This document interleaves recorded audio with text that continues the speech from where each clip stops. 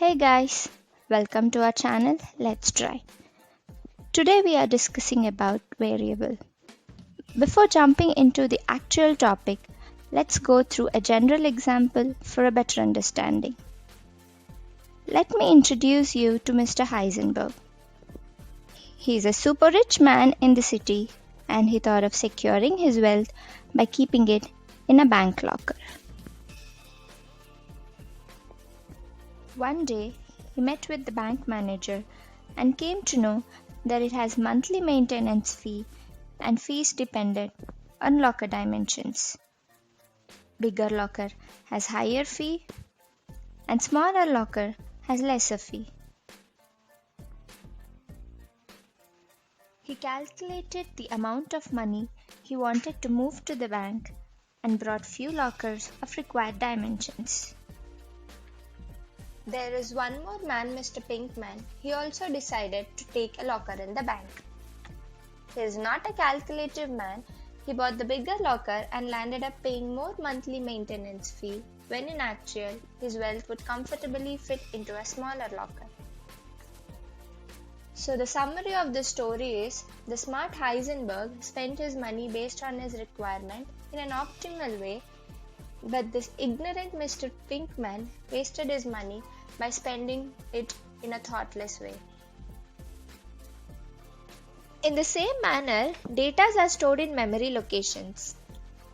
Memory location, which holds user data, is called as a variable. There are different types of data, and different types of data requires different memory size to store. We should be smart as Heisenberg to choose only required memory size based on the data type. As a programmer, we only need to specify right data type and rest of the things like memory allocation and size will be taken care by the compiler. Based on the years of experience, developers fixed memory size for different data types. Let's discuss a few data types. First is integer data type. It requires 4 bytes of memory and we can accommodate a maximum of up to 4 odd billion unsigned numbers. Another is double data type having 8 bytes and it can accommodate double the size of the integer. In integer data type, we can hold numbers and in double data type also, we can hold numbers. So the difference is memory size and the maximum numbers we can accommodate. Third is character. It has 1 byte of memory reserved and we can accommodate up to a maximum of 255. It is used to load character as name suggested. Say for example, I need to load my age in a variable. It starts with declaration of a variable. First, we have to specify data type. In this case, integer is the right data type to store the age of a person. I am specifying with keyword int followed by variable name. Let us give it as my age.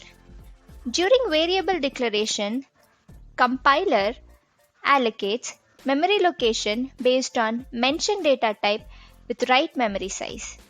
As a programmer, we are giving name to variable so that it can be accessed through the name in the future.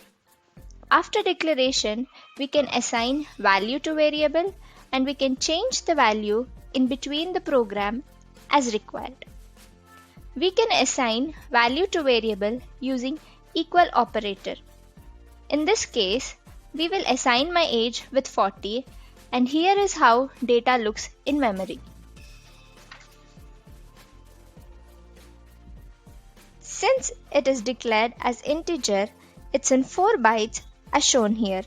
If we declare variable as double data type, it will be in 8 bytes. So, we are wasting the other 4 bytes by choosing the wrong data type. So, we have to choose the right data type based on our application requirement. I think we'll end this here. In next video, we will look into data types and keywords in detail. Thank you for watching our video. Have a nice day.